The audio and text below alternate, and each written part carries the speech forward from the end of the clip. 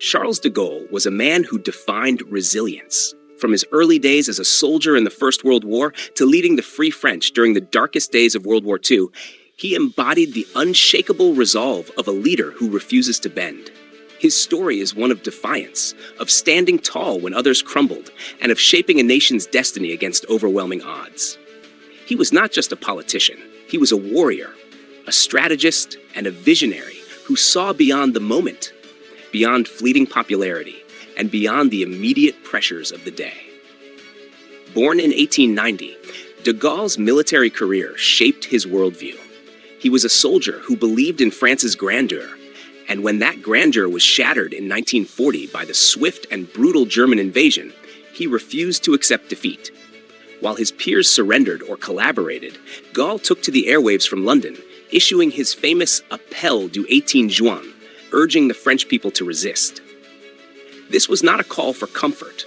It was a call for hardship, struggle, and endurance. He knew the road ahead would be long and unforgiving, but he also knew that a nation worth saving does not yield to occupation. He was often alone in his conviction. The Vichy government, led by Marshal Pétain, considered him a traitor. Even among the Allies, he was an outsider, viewed as difficult and uncompromising. Churchill tolerated him, Roosevelt distrusted him, and Stalin had no use for him. Yet de Gaulle never sought approval. He fought for France, not for acceptance, not for favors, and certainly not for power in the conventional sense. He simply did what needed to be done, regardless of how many doors were slammed in his face. When France was liberated in 1944, de Gaulle stepped into power not as a conqueror, but as a man who had never stopped fighting for his country. He restored order, refused to let France be treated as a lesser partner among the victors, and walked away from power once he had stabilized the nation. But history was not done with him yet. De Gaulle returned in 1958 during the crisis of the Algerian War of Independence. France was on the brink of civil war, torn between those who wanted to keep Algeria as part of France and those who saw the inevitable end of colonial rule. The military was restless, political factions were at each other's throats, and the government was weak. It was in this chaos that de Gaulle was called upon once more. He did not return as a desperate man clinging to relevance. He returned as the only figure capable of steering France through the storm. And yet, his decision on Algeria showed the true measure of his leadership. Many expected de Gaulle to stand firm in keeping Algeria French. The army, the Pied Noir, French settlers, and the far-right nationalists all believed he was their champion. But de Gaulle, ever the strategist, saw the bigger picture. He understood that the days of empire were over, that clinging to Algeria would only bring unending war and weaken France from within. His betrayal of the hardliners was complete. He negotiated with the Algerian nationalists, leading to the 1962 Avion Accords, granting Algeria its independence. The reaction was furious.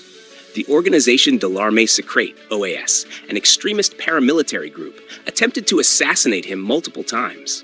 Bombs were placed along his route. Gunmen ambushed his convoy. But like a true warrior, he walked through fire and refused to be intimidated. His survival was almost legendary, reinforcing the image of a man too formidable to be brought down by mere bullets and explosions. With Algeria's independence, de Gaulle turned his focus toward France's future. He withdrew from NATO's integrated command, asserting France's independence in military affairs.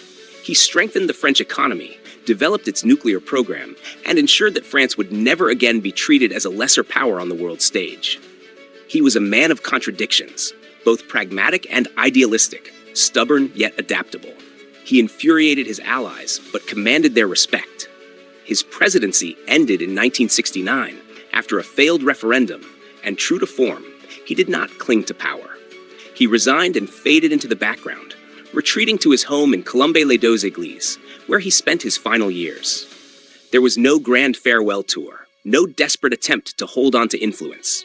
His work was done, and that was enough. Charles de Gaulle lived by the code of warriors and statesmen who understand that true leadership is not about personal gain, but about service to something greater. He did not seek comfort. He did not seek popularity. He sought only the survival and strength of France. Order the Spartan Mindset today and embark on your journey toward becoming the leader your world needs. Let your struggles forge you into a warrior of character and resolve. The Spartan Mindset provides a comprehensive and actionable guide to personal development and resilience. Available now for just $19.99. Purchase your copy from the links in the description box below and on this channel's homepage. Because your future begins with the right mindset. The Spartan Mindset.